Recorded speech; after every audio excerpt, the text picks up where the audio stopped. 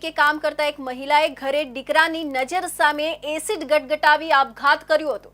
વ્યાજખોરો દ્વારા ત્રાસ આપવામાં આવી રહ્યો હોવાની શક્યતા સેવવામાં આવી રહી છે। હાલ તો આ મામલે ઉધના પોલીસ દ્વારા વધુ તપાસ હાથ ધરવામાં આવી છે। ગુજરાતમાંથી સતત આપઘાતના સમાચાર સામે આવી રહ્યા છે। એવામાં સુરતમાંથી હોસ્પિટલના સફાઈ કર્મી દ્વારા આત્મહત્યા કરવાનો મામલો સામે આવી રહ્યો છે। સુરતની સ્મીમેર હોસ્પિટલમાં સફાઈ કર્મચારી તરીકે કામ કરતી એક મહિલાએ દીકરાની નજર સામે જ એસિડ ગટગટાવી આપઘાત કર્યો છે। વ્યાજખોરો દ્વારા ત્રાસ આપવામાં આવી રહ્યો હોવાની શક્યતાઓ સેવાઈ રહી છે।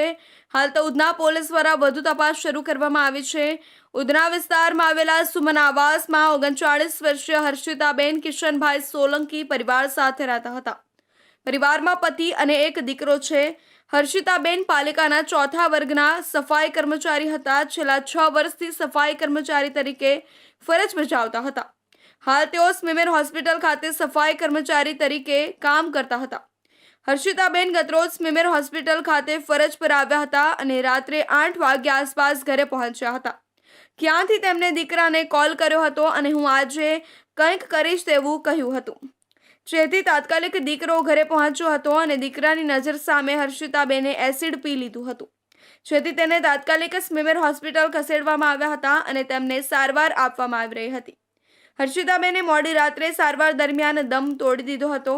હર્ષિતાબેને 4 થી 5 લાખ રૂપિયા ફાઇનાન્સરો પાસેથી લીધા હતા। આ વ્યાજખોરો તેમને માનસિક ત્રાસ આપતા હોવાની આશંકા છે।